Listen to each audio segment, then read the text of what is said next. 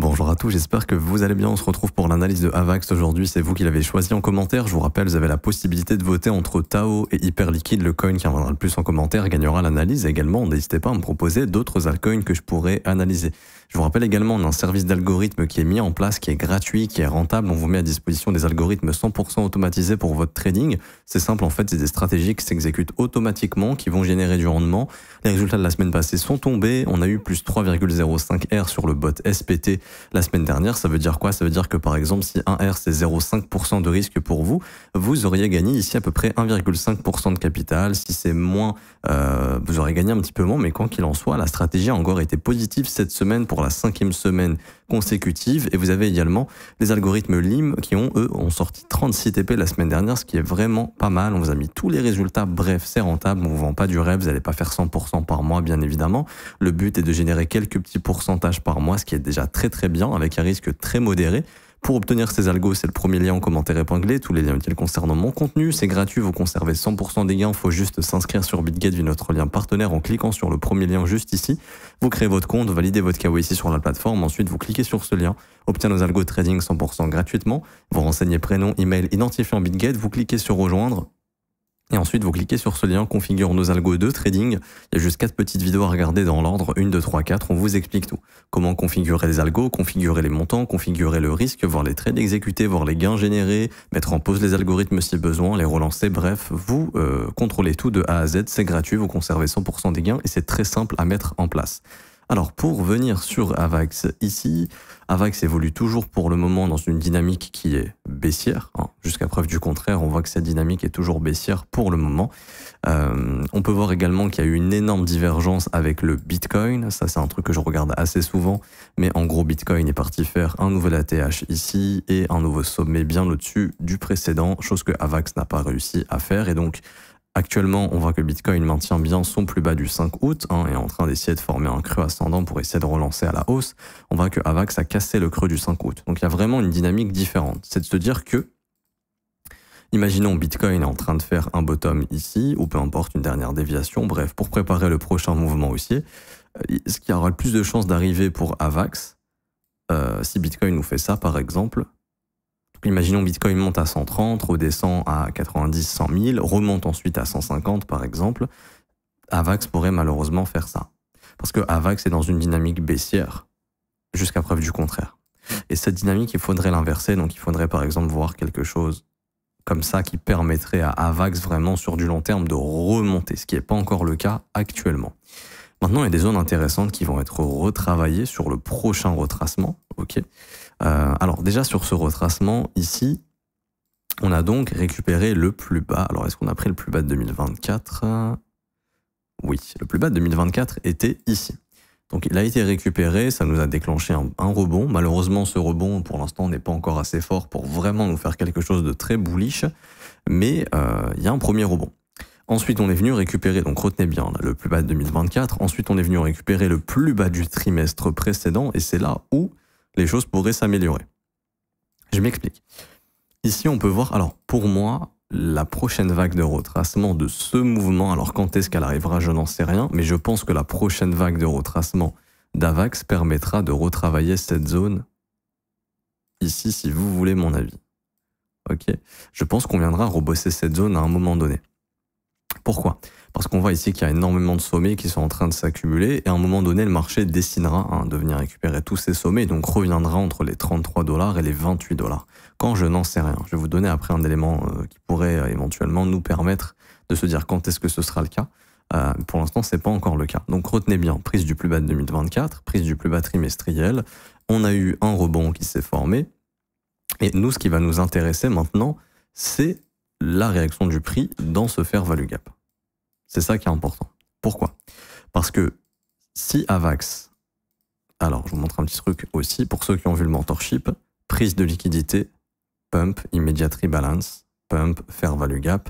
Donc là, on était dans un flux qui était haussier.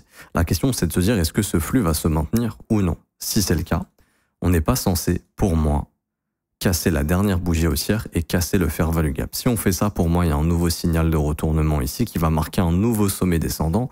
Et ce sommet descendant ne se sera pas formé nulle part, mais il se sera formé où? Dans le dernier fair value gap baissier. ici.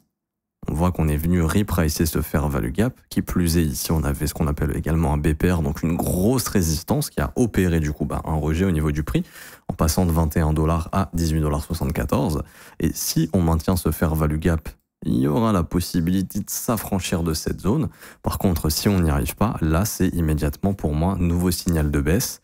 On continue la dynamique puisque le dernier sommet est ici. Et donc, qui dit dernier sommet descendant, dit nouveau creux descendant et encore un nouveau plus bas sous le plus bas actuel des 14,60 $. Donc ça, c'est important de bien prendre ça en compte. Et à ce moment-là, si on est vraiment en train de reprendre une dynamique baissière, tout dépendra du Bitcoin, hein, mais AVAX a encore de la place pour venir bosser ce fair value gap haussier ici en weekly et on voit que le fair value gap maintenant s'étend sur cette zone. Donc on pourrait simplement venir continuer de bosser cette zone de fair value gap des 12,66 jusqu'au 14,66 maintenant.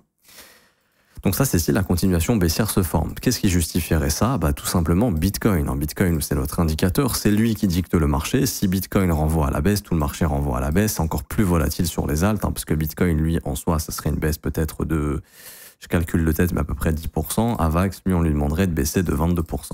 Sachant que depuis son top, Bitcoin a dû perdre 4-5%, AVAX a déjà perdu 10%, donc ça c'est multiplié par 2 ici.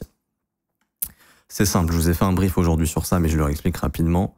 Si Bitcoin perd le IFVG ici, donc perd les 81 000 $, on a énormément de chances de revenir sous les 74. Si Bitcoin maintient les 81 000, il y a énormément de probabilité de continuer le mouvement haussier qu'on a initié, et donc à ce moment-là, AVAX fera probablement la même chose. Ok, donc c'est Bitcoin qui va décider. On a vu le scénario baissier pour AVAX, si on perd le fair value gap, etc., etc. Maintenant, on va parler éventuellement du scénario haussier. Moi, encore une fois, je n'en sais rien.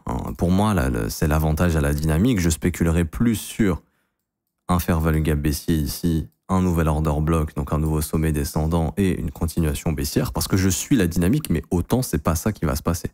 J'aime bien ici, ouverture du nouveau trimestre, regardez le 1er avril. J'en parlais avec un collègue hier, mais c'est un truc qui arrive très souvent. Le trimestre ouvre, boum, prise de liquidité, bam, push. Maintenant, il faudra voir si c'est le bottom. Ça dépendra de Bitcoin.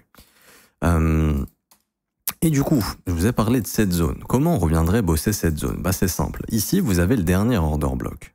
Ok, cet order block peut devenir breaker. Si Bitcoin vient, si AVAX nous fait un truc comme ça, alors déjà, si AVAX maintient cette zone, là, c'est positif.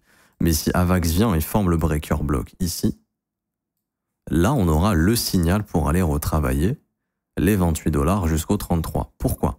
Parce que quand on voit le graphique comme ça en weekly, on voit rapidement que cette zone est une zone à revenir travailler. Ici, elle est large, mais entre 34 $ et 28 $. Et ça serait une zone à revenir bosser. Vous voyez, tous les sommets qu'on a laissés ici derrière nous, pour moi, AVAX, il va y revenir. Maintenant, est-ce qu'il va y revenir ici? Ça, j'en sais rien. Ok? En fait, pour moi, alors, je recommande pas du tout de faire du DCA sur les altcoins. Je l'ai déjà expliqué plein de fois. Je l'explique il y a 2 ans dans ma formation gratuite, qui est encore accessible d'ailleurs. Les liens sont en barre d'infos. Mais par contre, si par exemple vous êtes prêt à prendre du risque, par exemple, l'achat de ce fair value gap pourrait permettre la revente de ce fair value gap ici. La seule chose qu'on ne maîtrise pas, c'est le drawdown. Le drawdown, c'est quoi? C'est-à-dire, en gros, ma position peut être perdante en une position latente perdante, c'est-à-dire que tant qu'on n'a pas vendu, on n'a pas perdu, mais on pourrait être en perte latente pendant plusieurs semaines, par exemple si le prix fait ça. Et également, c'est le temps. On ne sait pas combien de temps le marché va prendre pour venir chercher cette zone. Pour le moment, on ne peut pas savoir. Si le breaker se forme, je vous dirais, c'est une question de quelques jours, quelques semaines. Tant que le breaker ne se forme pas, ça se trouve, ce sera dans 6 mois ou dans 3 mois. Ok, vous comprenez un peu là où je veux en venir. Donc, par exemple, pour moi, quelqu'un qui va acheter cette zone peut s'offrir le luxe de, ça peut être dans 1 an, dans 2 ans, dans 3 mois, dans 6 mois, dans 2 semaines, de revendre cette zone, on va dire, entre 113 et 149%.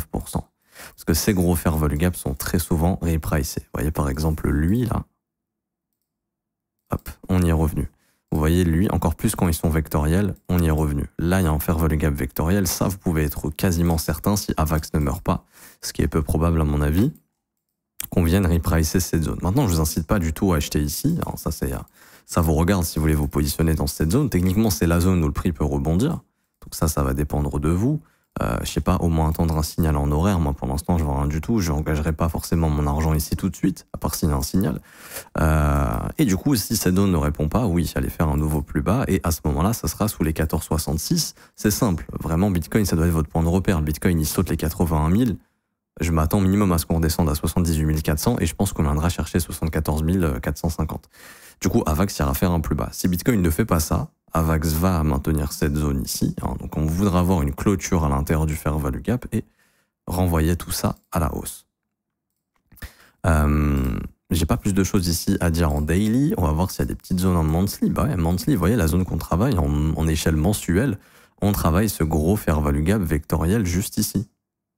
Donc c'est une zone de travail. Il y a des chances que le bottom d'AVAX éventuellement soit dans cette zone là, entre 11,91 $ et 20 $. Tant que Bitcoin maintient son premier arrêt, c'est une zone à haute probabilité de bottom. Oui, parce que c'est vrai, le Bitcoin, j'en parle souvent, doit absolument maintenir son premier arrêt. C'est quoi le premier arrêt? C'est le niveau des 38,2% de retracement sur Fibonacci. C'est ce qui fait que Bitcoin reste en bull run, ok? Par définition. En marché haussier très long terme. Je vais pas dire bull run, bear market, ça va un peu rien dire. Enfin, bull run, bull market c'est marché haussier, bear market c'est marché baissier. On est en bull market en échelle mensuelle, on est en bear market en échelle daily. Après, bien sûr, dans la tête des gens en crypto, bear market c'est le cycle des 4 ans baissier, machin. Bref, on est dans une dynamique baissière en daily, mais à long terme, on est toujours haussier tant que 38,2 est maintenu, ce qui pourrait permettre de reformer une reprise haussière, etc., etc., et ce qui permettrait à AVAX d'aller revisiter cette zone assez rapidement. Maintenant, si Bitcoin, bien sûr, casse cette zone et qui décide d'aller en zone de rechargement sur ces prochains mois, la zone à haute probabilité de bottom ne sera plus ce fair value gap à ce moment-là, ça sera probablement le plus bas de 2023 sous les 8,87 $. Et ce sera à ce moment-là ce fair value gap ici qui est toujours ouvert. Je sais que ça fait flipper, mais ce serait entre 8 et 4 $. Je ne sais pas si on va aller chercher ces zones. Pour moi, c'est pas probable du tout. Tant que Bitcoin maintient son premier arrêt, c'est ça le truc le plus important à comprendre. Et on voit que pour le moment, le premier arrêt du Bitcoin est totalement maintenu. Donc, on peut pas du tout spéculer sur ce scénario. C'est important de le comprendre. Donc, ouais. Mais encore une fois, vu que la dynamique est baissière à long terme, ne vous attendez pas à ça. C'est très peu probable. Si on doit relancer quelque chose d'haussier ici, parce que là, on voit en fait qu'on est en train de faire un énorme range, hein, bah, ça va être de bottom dans le bas du range, mais surtout, ça va être de consolider assez longtemps ou de faire une belle structure qui va vraiment marquer un reversal. C'est-à-dire qu'on pourrait consolider comme ça pendant des mois ici jusqu'à réinverser la dynamique et là, aller chercher des plus hauts, déborder le sommet de 2024, donc de décembre 2024, 55 $, et dépasser le sommet de mars 2024. Je vous fais pas les extensions sur cette vidéo, ça m'a été reproché dans une autre vidéo, mais encore une fois, je le ferai quand le marché se sera retourné. Là, ça sert à rien du tout, à part vous vendre du rêve. Hein. Si je vous sors des extensions ici, ah bah oui, l'extension 161,8200, vous voyez le premier arrêt qui a été maintenu, hein, ce qui est toujours signal d'un marché baissier pour le moment. C'est pour ça que je suis pas étonné de cette action de prix. Mais oui, les extensions, elles sont entre 230 et 280. J'ai pas envie de vous vendre du rêve pour le moment. On pourra un jour spéculer sur ces objectifs quand on verra vraiment un bottom solide long terme, ce qui n'est pas du tout le cas encore ici. Et également, une chose intéressante, et je m'arrêterai ici aujourd'hui, c'est les VWAP qui peuvent montrer où est-ce qu'on a un maximum de bagholder. Donc un bagholder, c'est quoi? C'est simplement des investisseurs qui n'ont pas vendu, qui sont en perte. Je vais prendre les investisseurs court terme, court moyen terme, donc pour moi ceux qui ont investi à partir de l'élection de Trump. Hop.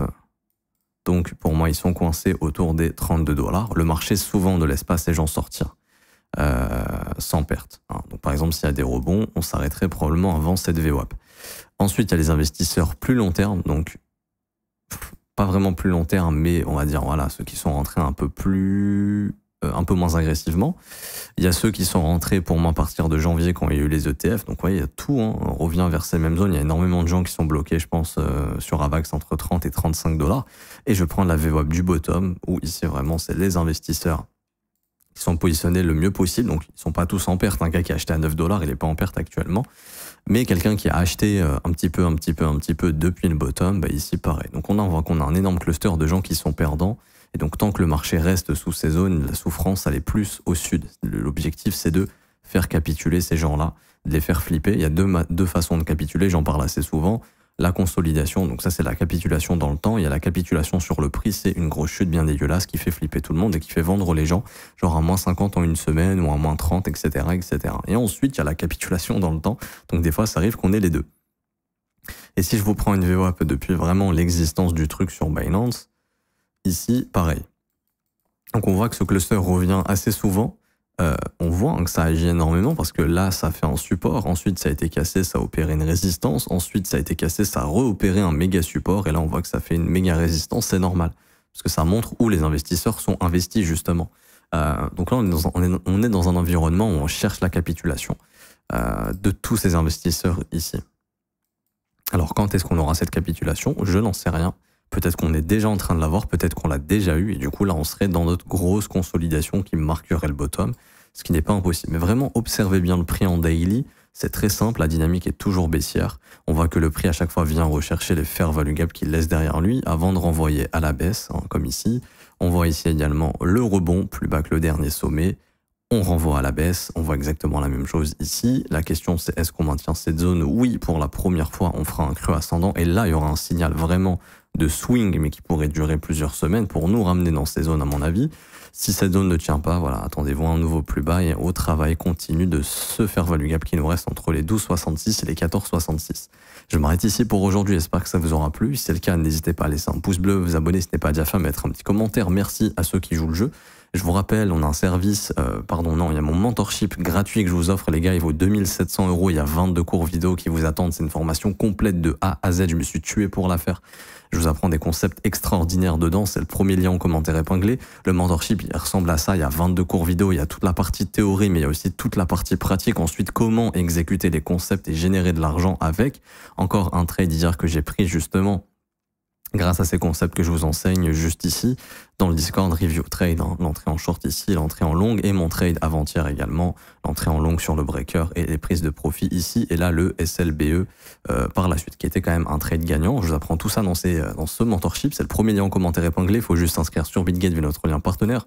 Vous créez votre compte, vous validez votre KYC. Ensuite, vous avez juste à faire un trade d'une valeur de 100 USDT au minimum sur la plateforme pour être éligible au mentorship. Pour le récupérer, c'est très simple. Ensuite, vous cliquez sur ce lien, la meilleure formation de trading crypto. Vous cliquez sur obtenir gratuitement, vous renseignez votre email, votre identifiant Bitget, vous cliquez sur recevoir et par mail, dans un délai de 24 heures, vous recevrez le mentorship. Également, pour ceux qui veulent rejoindre mon école, c'est pas obligatoire bien évidemment, c'est le seul abonnement payant que je propose avec tout le contenu qu'on vous donne gratuitement. C'est le seul abonnement payant que je propose parce que c'est un accompagnement. Vous vous formez à mes côtés, vous avez mes analyses au quotidien, tous les jours, je réponds à vos questions en direct. Vous avez aussi un espace d'échange sur le Discord privilégié entre élèves pour poser toutes vos questions au professeur, à moi-même et à toute mon équipe qui s'occupe de vous justement. Et également, vous avez en plus de ça accès à la formation de l'école. Donc là, vraiment, c'est un accès qui vaut des milliers et des milliers d'euros. Le prix est de seulement 49 € par mois, c'est sans engagement. Vous avez aussi les offres 3, 6 et 12 mois qui vous sont proposées, qui elles sont moins chères. On a par exemple 36% de réduction sur l'offre annuelle. Je redis, c'est sans engagement. Tu peux essayer un mois, arrêter par la suite si tu le souhaites. Tu as également tous les témoignages des membres ici sur cette page. Il y a un petit échantillon, mais on a beaucoup plus en cliquant sur ce lien pour te faire une idée. Si tu veux nous rejoindre, tu seras le bienvenu, tu seras bien accompagné. Je m'arrête ici. On se retrouve très très bientôt. Ciao, ciao.